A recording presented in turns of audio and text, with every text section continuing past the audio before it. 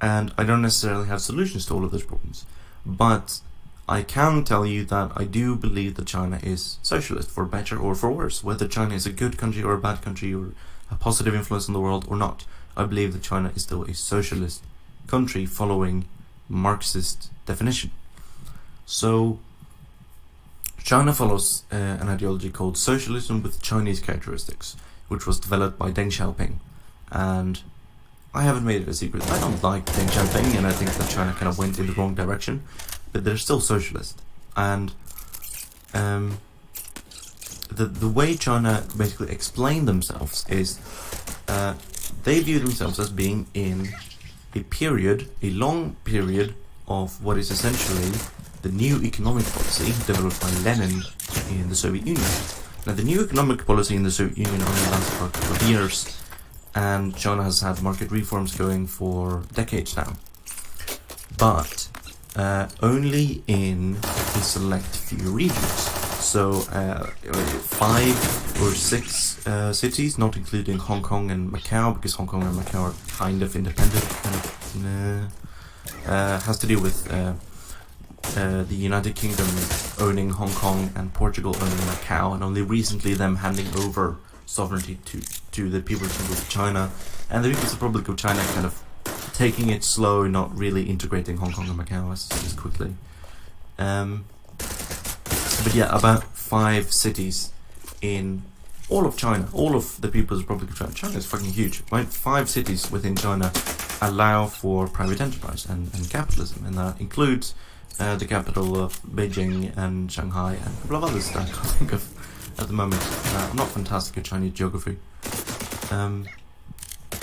but it is a small part of China's economy. About 75% of China's GDP still comes from state-owned enterprises.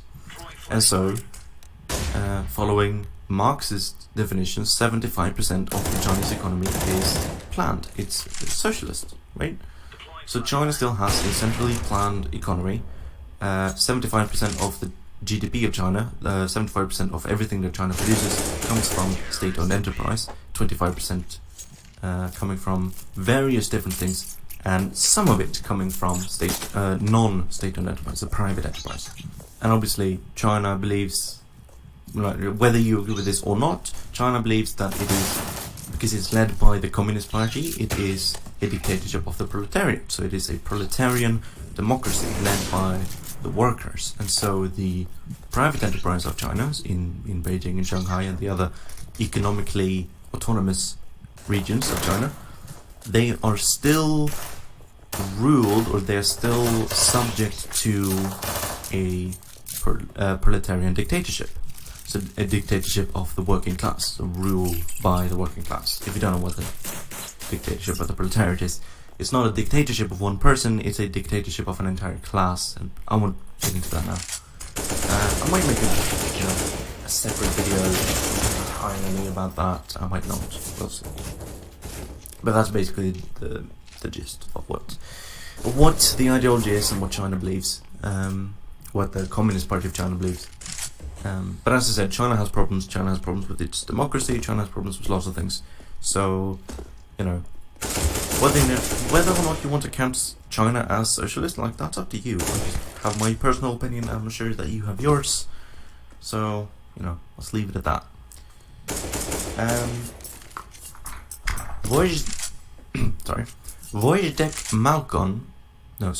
Wojtek Malone asks, what do you thought about the Prague Spring and about the invasion of the Warsaw Pact armies into Czechoslovakia in 1968? I think that in general it was a bad thing. By 1968, the Soviet Union had been going down a pretty dark path of revisionism. They were led at the time by Leonid Brezhnev, who was the General Secretary of the Communist Party at the time.